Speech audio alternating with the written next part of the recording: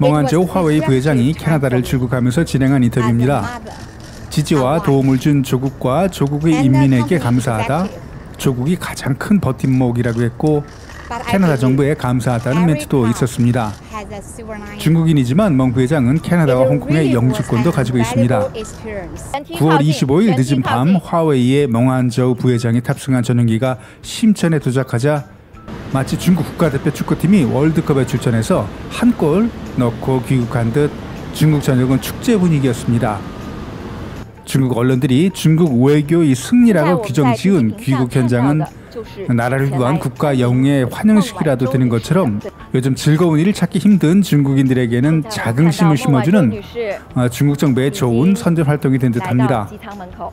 멍 부회장이 입고 있는 저 붉은색 드레스, 올해 아카데미 시상식에서 윤여정 씨가 입었던 베네수엘라의 디자이너 캐롤로나 헤레라의 의상으로 가격이 4,038달러 정도 된다고 합니다.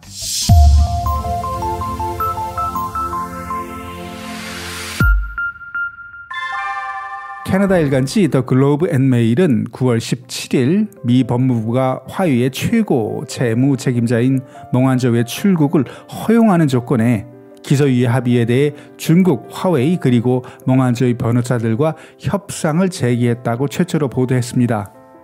소식통은 멍한저우가 유죄를 인정하고 벌금을 내면 미국은 범죄인 인도 요청과 그녀에 대한 형사 기소 절차를 종료할 준비가 돼 있다는 내용이었는데요.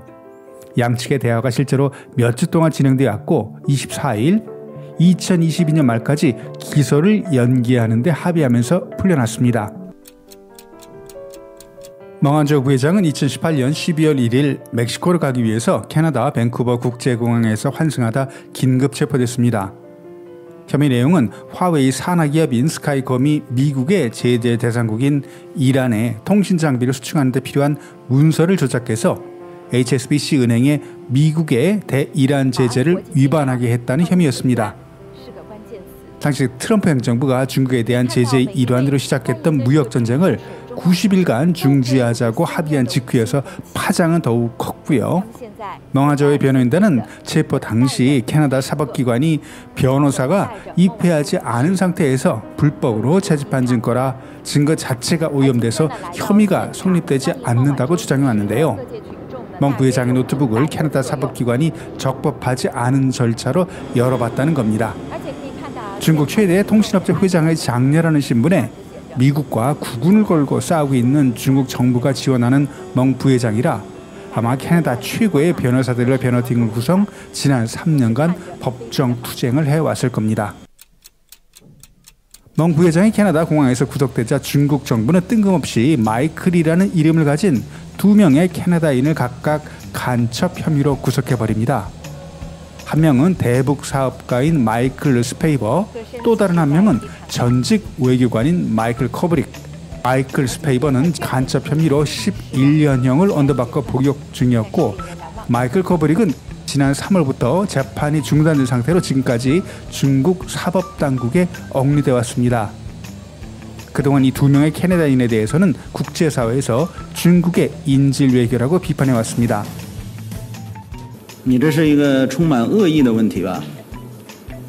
我刚才把我们中国政府的立场说的已经很清楚了，请你不要问跟这儿不相干的问题。你最好去问问加拿大政府什么是人质外交。 중국 외교부의 정례 브리핑에서 인질 외교가 아니냐는 외국 기자의 질문에 중국 외교부 대변인은 캐나다에게 물어보라고 말합니다. 중국은 그동안 멍 부회장과는 무관한 법 집행일 뿐이라고 주장해왔지만 멍 부회장이 풀려나자마자 스페이버와 커브릭을 석방해서 스스로 인질 외교였음을 자인해버립니다.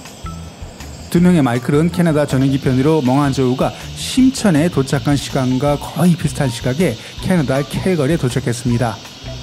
가족과 함께 캐나다 트리더 통례도 마중 나왔었습니다. 화웨이 런정페이 회장에게는 1남 2녀의 자녀가 있습니다. 첫 번째 부인이었던 멍쥔 사이에서 1남 1녀를 두었는데 장녀가 바로 멍한저우, 아들은 멍핑. 멍핑은 성인이 된 후 부친의 성을 받아서 런핑이라는 이름으로 개명합니다. 그리고 런정페이 회장은 자신의 비서였던 랴오寧과 재혼해서 딸을 하나 더 낳았는데 랴완나라는 이름으로 현재 중국에서 아이돌 가수로 활동 중입니다. 그리고 수메이라는 또 다른 자신의 비서 출신 여성과 동거하고 있다는 소문에 런정페이 회장은 결혼은 2번밖에 하지 않았다고 인터뷰에서 밝혔습니다. 런정페이 회장은 딸들은 모친 성을 따르게 하고 아들만 자신의 성을 따르게 해서 중국 여성들의 비난을 한몸에 받고 있는 인물입니다. 그리고 멍한저우 부회장도 4명의 자녀를 두고 있습니다. 첫 번째 결혼해서 3명의 자녀를 얻었고 7살 연하 남성과 재혼해서 현재 딸 하나를 두고 있습니다. 다시 본론으로 돌아와서요. 미국이 갑자기 멍한저우 부회장을 석방한 이유는 뭘까요? 트럼프 정부 때 벌어진 일이라 바이든 정부가 들어서면서 변화는 있으리라 예상했지만 뜻밖인 건 사실인데요.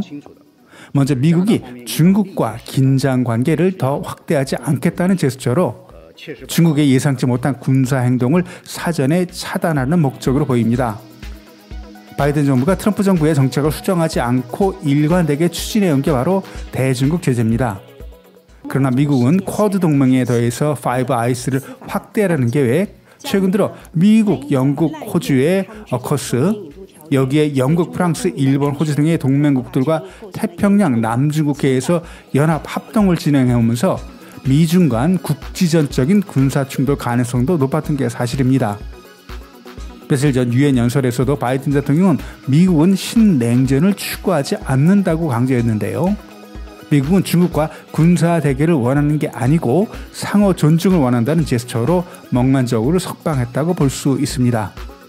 7월 말 블링컨 국무부 장관이 왕이 외교부장과 천진에서 회담을 가졌을 때 중국은 미국의 몇 가지 사항에 대한 개선을 요구하면서 미국 정부가 응답해야 관계를 개선할 수 있다고 밝혔고 그 요구사항 중 하나가 바로 멍한저우의 석방이었습니다.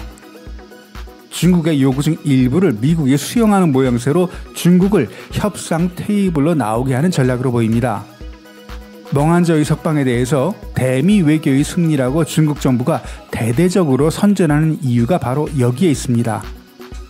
사실 미국은 기후 문제를 해결하기 위해서는 중국의 협력이 절실히 필요한 상태입니다. 그리고 2020년 1월 트럼프 행정부 당시 중국과 맺은 미중 무역협정 1단계 합의 중 중국이 미국으로부터 2천억 불 규모의 제품을 추가 수입하겠다는 합의 내용에 대해서 현재 3분의 1만 완료된 상태라 중국 정부에게 무역협정 계획 이행을 촉구하는 의미도 있다고 봅니다. 그리고 고래 싸움에 새우등 터지고 있는 캐나다에 대해서 정치 경제적인 부담감을 바이든 행정부가 덜어줄 필요도 있기 때문이라고 봅니다. 멍한저우가 대표자다 중국 정부는 캐나다인 2명을 간첩 혐의로 체포했고 중국이 인질 외교라는 국제적인 비판을 받고 있지만 아무튼 자국 국민 2명이 중국 정부에 의해 간첩 혐의로 체포된 상황은 캐나다 정부에게는 큰 부담이 되어 왔는데요. 특히 트루도 캐나다 총리가 재선에 성공한 시점이라 미국이 트루도 총리에게 좋은 선물을 주었다고 봅니다. 그리고 멍한저우를 구속해서 얻는 효과가 많이 떨어진 것도 석방의 원인으로 봅니다. 물론 톰 코든 미 상원을 비롯한 공화당은 지금도 적극적으로 반대하고 있지만 트럼프 행정부부터 시작된 화웨이에 대한 제재는 충분한 효과를 거두고 있고 멍한저우를 미국으로 인도받아 재판을 시작하면 몇 년이나 걸릴지 모르는 재판에 비록 승소하더라도 큰 실제 이익은 없고 캐나다와 마찬가지로 멍한저우 측은 비용이 얼마나 되든 미국 최고의 변호사들로 변호팀을 구성할 건 기정사실이라 미 법무부도 천문학적인 재판 비용에 부담이 생깁니다. 여기에 만에 하나 패소하기라도 한다면 이렇게 트럼프가 만들어 놓은 그런 정치적인 부담을 바이든 행정부가 넘겨받을 이유는 없다고 봅니다.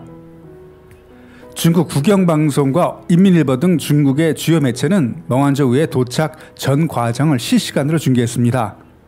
중국 내에서는 멍한저우의 석방이 미중 관계 개선에 도움이 될 것이라고 언론들을 예상하고 있는데 과연 그렇게 될지는 두고 봐야겠죠.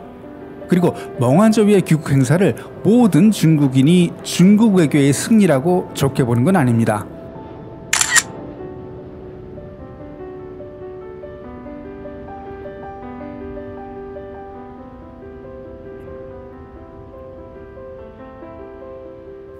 오늘 영상은 여기까지입니다. 영상이 유익했다면 좋아요, 구독 부탁드립니다. 다음 영상에서 뵙겠습니다. 감사합니다.